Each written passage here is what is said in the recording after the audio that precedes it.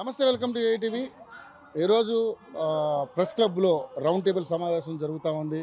ప్రధానంగా గ్రూప్స్కి సంబంధించి వాయిదా వేయాలి, అదేవిధంగా పోస్టులు పెంచాలి. ఎందుకంటే డిఎస్సి విషయంలో స్టూడెంట్స్కి అందరికీ కూడా అన్యాయం జరిగింది. సో గ్రూప్స్ విషయంలోనైనా న్యాయం జరగాలని చెప్పేసి ఈరోజు పెద్ద ఎత్తున మేధావులంతా కూడా ఈరోజు రౌండ్ టేబుల్స్ కాన్ఫరెన్స్ సమావేశం ఏర్పాటు చేశారు. సో మనతో పాటు పాషం యాదగిరి గారు ఉన్నారు. వారిని అడుగుదాం, మరి నిజంగానే ప్రభుత్వం ఈ రకంగా వ్యవహరించడానికి గల కారణాలు ఏంటి, మరి విద్యార్థుల పట్ల ప్రభుత్వం యొక్క వైఖరి ఏంటి అనేది ఆయన మాటలో తెలుసుకుందాం. సార్, చూస్తే డిఎస్సి విషయంలో ఎంత రచ్చ జరిగింది మీ అందరూ తెలుసు, మీరు మాట్లాడారు. అదేవిధంగా ఇప్పుడు ప్రధానంగా గ్రూప్స్ వాయిదా వేశారు. అది మరి సెప్టెంబరా, అక్టోబర్, లేకపోతే నవంబర్, డిసెంబర్ అనేది తర్వాత విషయం. కానీ బట్ పోస్టులు మాత్రం పెంచలేదు. దాని విషయం ఏం మాట్లాడలేదు.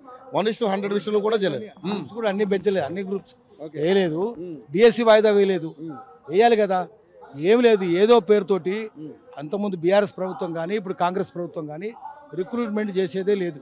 రిక్రూట్మెంట్ చేయరు. వాళ్ళు ఎందుకు చేయరంటే వాళ్ళు పద్ధతి ప్రకారం రిక్రూట్మెంట్ చేయకుండా డబ్బులు లేవు. కేసీఆర్ డబ్బులన్నీ మాయం చేసిండు. ఇప్పుడు రేవంత్ రెడ్డి కూడా ఉన్న పరిస్థితి చెప్పడు. ఈయన కూడా మభ్య పెడుతున్నాడు జనాన్ని. మభ్య పెట్టకుండా అంత కేసీఆర్ ఏం చేసిండు, ఏదో పేరుతోటి ఆ పేపర్ లీక్ అయిందని ఒక పేరుతోటి చేసిండు, ఇంకో ప్రభుత్వం వీక్ అయిందని ఇంకోసారి చేసిండు, ఈ కంప్యూటర్ తప్పు చేసిందని ఇంకోసారి వాయిదా వేసిండు. 10 ఏళ్ళు ఆయన ఉన్నప్పుడు ఎప్పుడు రిక్రూట్మెంట్ చేయలే.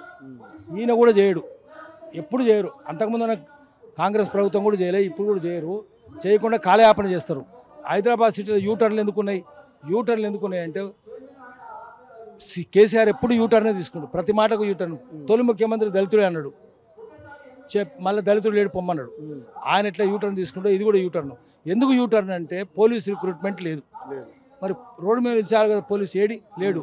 పోలీస్ చేసే పని ఏముంది? మిర్రర్ లైఫ్ పోలీసులకు. ఎందుకంటే ఎప్పుడైనా డ్యూటీ చేసేది లేదు, రోడ్ ట్రాఫిక్ను రెగ్యులేట్ చేసేది లేదు. సెల్ ఫోన్ పట్టుకోవాలి, ఫోటోలు తీయాలి, ఖజానా నింపాలి, పోలీస్ స్టేషన్కు జీతాలు ఇవ్వాలి, లా అండ్ ఆర్డర్ పోలీస్ స్టేషన్కు, ట్రాఫిక్ పోలీస్ స్టేషన్కు ఒక్క కానిస్టేబుల్ ఒక మొత్తం పోలీస్ స్టేషన్ జీతాలు ఇవ్వాలి.